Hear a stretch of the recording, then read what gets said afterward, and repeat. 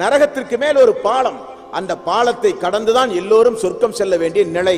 அது நபிமார்களானாலும் சரி, அது நபிமார்களானாலும் சரி. அப்படி அந்த பாலம் குறித்து ரசூலுல்லாஹி ஸல்லல்லாஹு அலைஹி வஸல்லம் அவர்கள் சொன்னார்கள், அது ஒரு இருள் சூழ்ந்த பாலம், அது நெஞ்சமெல்லாம் பதபதைக்க வைக்கின்ற பாலம், கூர்மையான பாலம், கொக்கிகள் நிறைந்த பாலம். அந்த பாலத்தை கடந்துதான் எல்லோரும் சொர்க்கம் செல்ல வேண்டிய நிலையைத்தான் அல்லாஹ் மறுமையிலே வைத்திருக்கிறான். வெயிலுடைய அருமை நிழலில் உள்ளவர்களுக்கு தான் தெரியும் என்பதை போல கீழே பிரம்மாண்டமான நரகம், அந்த நரகத்திற்கு மேல் ஒரு பாலம், அந்த பாலத்தை கடந்துதான் சொர்க்கம் செல்ல வேண்டும். அந்த பாலமோ இருள் சூழ்ந்த கொக்கிகள் நிறைந்த ஒரு பாலம். அந்த பாலத்தை நபிமார்கள் முதற்கொண்டு கடந்துதான் சொர்க்கம் செல்ல முடியும். இது அல்லாஹ்வுடைய மறுமையினுடைய ஏற்பாடு. ரசூலுல்லாஹி ஸல்லல்லாஹு அலைஹி வஸல்லம் அவர்கள் சொன்னார்கள், மறுமை நாளில் அந்த பாலத்தை கடந்து ஒரு சில இறை விசுவாசிகள் செல்லுவார்கள். எப்படி செல்லுவார்கள் தெரியுமா? சந்திரனை போல முகத்தை உடைய மக்கள் மறுமையிலே வருவார்கள்.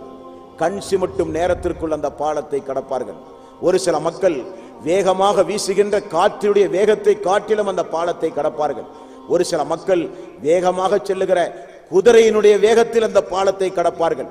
ஒரு சில மக்கள் ஒட்டகத்துடைய வேகத்தில் அந்த பாலத்தை கடப்பார்கள் என்றெல்லாம் நபிகள் நாயகம் ஸல்லல்லாஹு அலைஹி வஸல்லம் அவர்கள் சொன்ன ஒரு செய்தியினுடைய இறுதியில் அல்லாஹ்வுடைய ரசூல் ஒரு செய்தியை சொன்னார்கள். அந்த பாலம் எப்படிப்பட்ட பாலம் தெரியுமா? நெஞ்சமெல்லாம் பதபதைக்கிற பாதம்.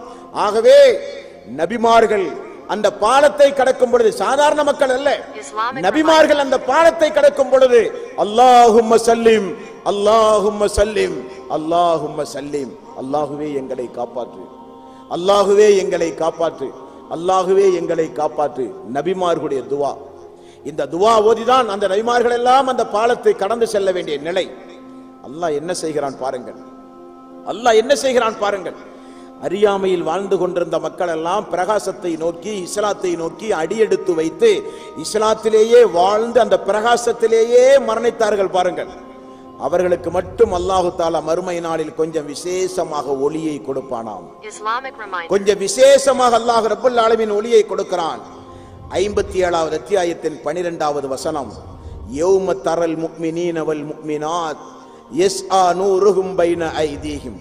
நம்பிக்கை கொண்ட ஆண்கள், நம்பிக்கை கொண்ட பெண்கள், அவர்களுக்கு அல்லாஹு தஆலா முன்னே அவர்களுடைய வலதுபுறம் அல்லாஹு தஆலா கொஞ்சம் வெளிச்சத்தை கொடுக்கிறான், பிரகாசத்தை அல்லாஹ் ரப்பல் ஆலமீன் கொடுக்கிறான். எதற்காகங்க? ஏன் மறுமையில் அந்த பிரகாசம், அந்த பிரகாசத்தை அந்த மக்கள் பெற்று அந்த பாலத்தை கடக்க வேண்டும் என்பதற்காக வேண்டிய அந்த பிரகாசம்.